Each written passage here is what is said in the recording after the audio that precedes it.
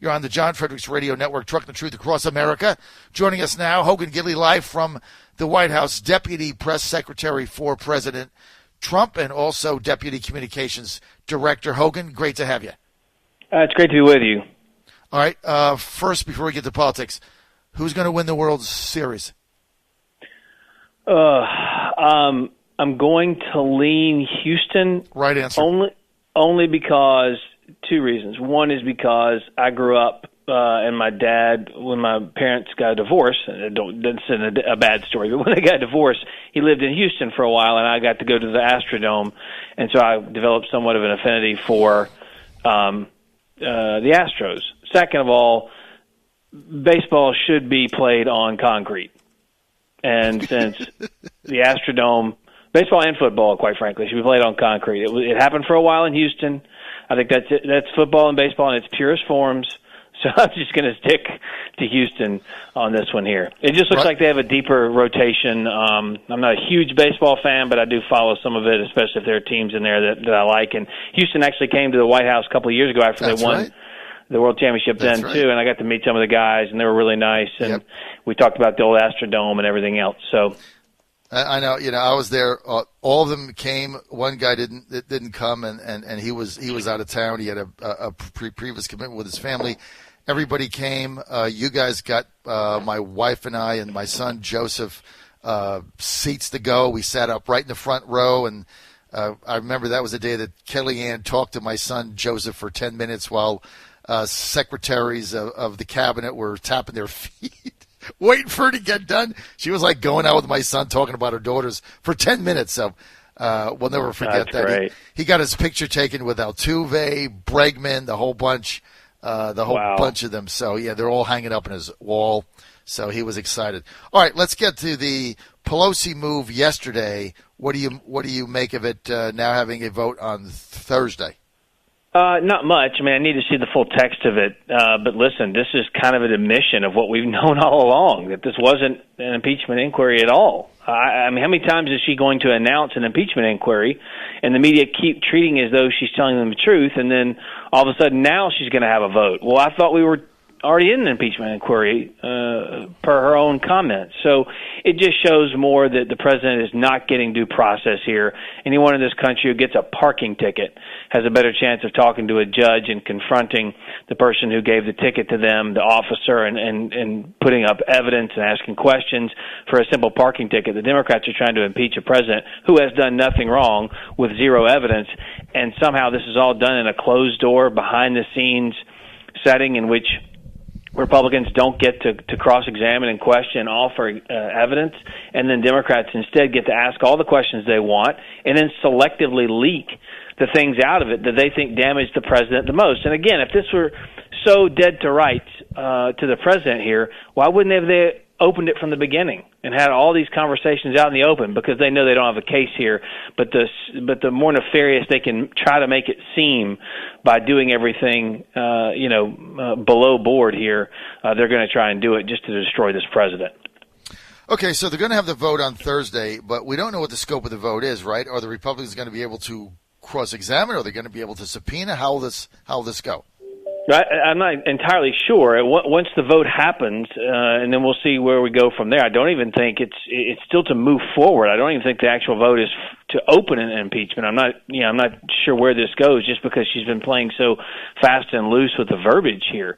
But regardless of that, I mean, this president continues to succeed and continues to win. You saw the incredible actions of the U.S. Special Forces and bravery and courage of those folks who went in and took out ISIS terrorists, the number one target in the world, making this globe a safer place, making this country safer, and quite frankly, saving an untold, incalculable number of lives from the recruitment and death and destruction that al-Baghdadi would do on this world. And, he's done that. He's, changed the economy systematically to make it more successful for all Americans, lowest unemployment across the board for women and African Americans and Asian Americans, Hispanic Americans. He's closing the border. He's rebuilt our military. All of these successes.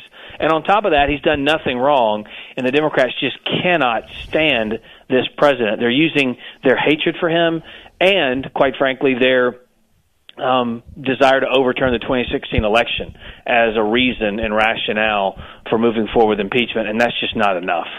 Hogan, a lot of us have called for a more of a organized messaging effort in the White House on impeachment, much like you guys did with the tax cut move, much like you did with Brett Kavanaugh and putting up maybe a war room in there. I know a couple people have been bounced around, but a lot of us are looking for a better, more consistent messaging operation coming out of the communications division for the White House. Is that something you guys are looking at?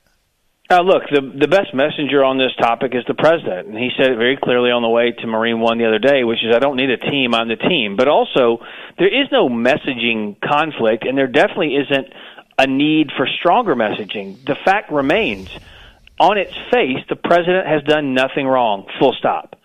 That's all you really need to know about impeachment. As it relates to all of these hearings and as it relates to all of these, these backdoor depositions and the leaks and things like that from the Democrats, the Republicans and the White House have done a really good job exposing exactly what this is, and it's partisan politics at its finest.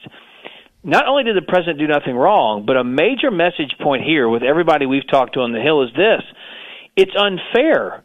It's a situation where the president of the United States is not receiving the same due process afforded under the Constitution that any other American would receive. That's really the two messages. It's unfair, and he's done nothing wrong anyway. And those are pretty simple for the American people to understand, and that's why you see a majority of Americans don't think or a majority of Americans think this is a partisan operation, and they also don't feel like the president should be impeached for what the Democrats are lying about him actually doing. It's pretty simple. All right, but the reality of it is, like today, right? There's testimony today by a government official who heard the call, who was going to testify. We read the opening statement because it got leaked to the website Politico, because as the president said right on Sunday, everything in this town leaks. You can't trust anybody. So that gets leaked, and he's going to basically say, look, I was on the call. It made me feel uncomfortable. The president shouldn't have done that, blah, blah, blah. This is already leaked, and he went to the lawyer. But it's the call we released. It's the call we released. It's the same thing. This is now, look, what they are basically telling the American people, what Democrats are basically doing here, is they are saying anybody who talked to the president about anything has to come forward and divulge that private conversation. That's basically their strategy. What we are saying is the president not only released the call, said he didn't pressure President Zelensky of Ukraine. President Zelensky has come out and said, I wasn't pressured by the president. All of these things are provable fact, but Democrats don't want to live in the realm of fact, just like they did with the Russia investigation, just like they did with collusion, just like they did with a cover-up, just like they did with Kavanaugh. It's the same thing over and over again with no evidence and with no proof. They're moving forward on these crazy notions, these crazy witch hunt hoaxes, and they continue to do the same thing. So you're bringing up someone else who was on the call and didn't like it. Well, guess what? We released the call, so there is no cover-up. Everyone's seen it. Now, if you don't like the president, chances are you're going to lean toward not liking the call. But the facts are in the call, which is there was no pressure. It was a perfect phone call. The president's right about that. So it's a very simple brushback, not to mention the fact another person is going up to Capitol Hill who will be behind closed doors, who will not be exposed to the sunlight and the disinfectant nature of transparency, but instead is going to do everything behind closed doors, will get selective leaks. And I have to say this, it's not just unfair to the president. Of course it's unfair to the American people, but it's unfair to the people who go up there and testify because they're not allowed to have White House counsel. And what that means is if they answer a question and reveal inadvertently, not on purpose, but inadvertently, secure classified information because they can't look at White House counsel and ask, is that something I can say publicly? It puts the witness in jeopardy as well. But Adam Schiff doesn't care about any of that as long as he can continue to get live shots on television and continue to move to destroy this president. Well, my only comment is this. I had Scott Rasmussen on the other day, and 50% of voters want the president impeached and removed, and he doesn't do fake polls. So I got to tell you, Hogan, that was a wake-up call for me. I mean, that kept me up the entire night. I called him up after it off the record. I went through the tabs. He spent an hour with me on the phone. Here's what that tells me. I mean, it's unfair. He didn't do anything, but they're controlling the message to such an extent. You now got 50% of Americans want him impeached and removed. I mean, that just tells me we have to do a better job at this. Well, look, going out full force on television is important. Going out on radio is also important. We do that here at the White House every day. Congress, as the president said, needs to fight back harder here. I think they are beginning to do that. As we have conversations with them one-on-one and they see exactly what we are doing here at the White House and also the evidence that exists, and it shows that they are on perfectly safe ground in pushing back on these lies from the Democrats, that there is some proof or some evidence when they have none. That is where this begins to galvanize. And as we start to move into a situation in which the Speaker of the House wants to vote on this, then all of a sudden this stuff becomes public. Because, see, now, and let's be fair, if we had a complicit and compliant media who would parrot everything we ever said, then chances are it'd be 100% against impeachment across America. The problem is every time a Democrat opens his mouth, the media is all too willing just to remain silent, not push back, but also parrot the talking points and the lies coming from the left. Case in point, when Nancy Pelosi comes back after the House's third vacation, 6 weeks off, come back 2 weeks off, then comes back again, she holds a press conference and basically tells the press, you can and can't ask these questions. I'm running this show. Here's what you can do. And none of them said, no, we're going to focus on this. We want some substantive questions on issues that matter to the American people, like infrastructure, like drug pricing, like closing the border. Nope. She said, I'm only going to answer what I want to answer, a couple of questions here and there to pay lip service, and then let's focus on impeachment. Right. No, you're right. You're right. I got it.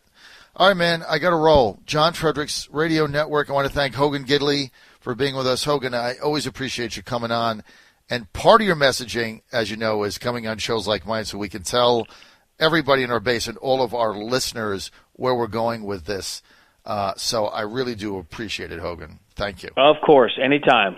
All right. Go Astros. John Fredericks Radio Network.